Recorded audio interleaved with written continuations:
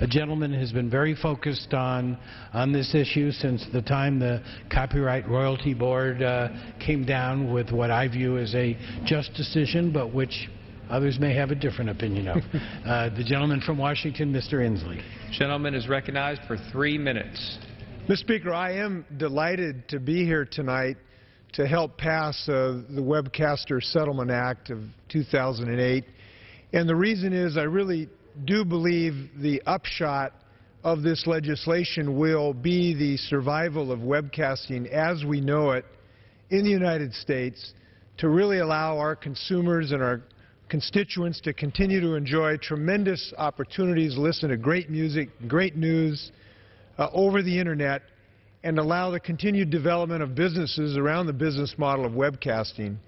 And I'm very appreciative of Chairman Berman and his efforts to facilitate discussions to help resolve this difficult issue, to Ranking Member Mr. Smith, to help, who is a co-sponsor of this legislation. This really is a bipartisan effort to find a resolution of a difficult issue. And as Mr. Berman indicated, there is a wide divergence on what the right royalty to pay is.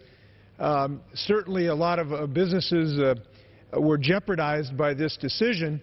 I just note one that led to this relief, a Big R radio. It's actually in the state of Washington, where I hail from, that under the CRB decision that gave rise to this issue, it would have caused Big R radio to exceed by 150% of their revenues what they'd have to pay in royalties, and we've heard many businesses would be in that situation. So we have been engaged now for some period of time, discussions to try to find a resolution and agreement between those who are webcasters who have big dreams and providing tremendous music to allow them to continue. And we hope that those will succeed. We think that we are close to a successful resolution of those discussions. Mr. Berman's been very helpful in that regard.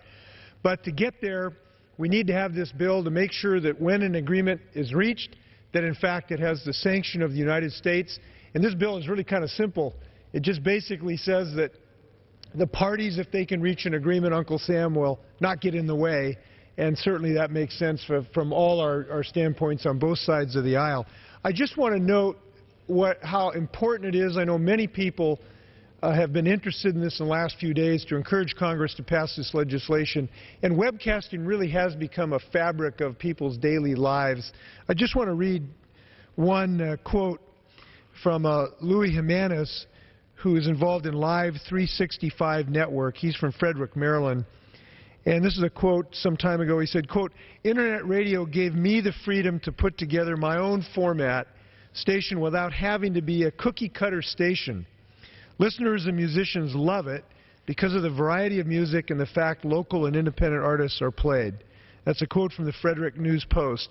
And this is really why our constituents love this service.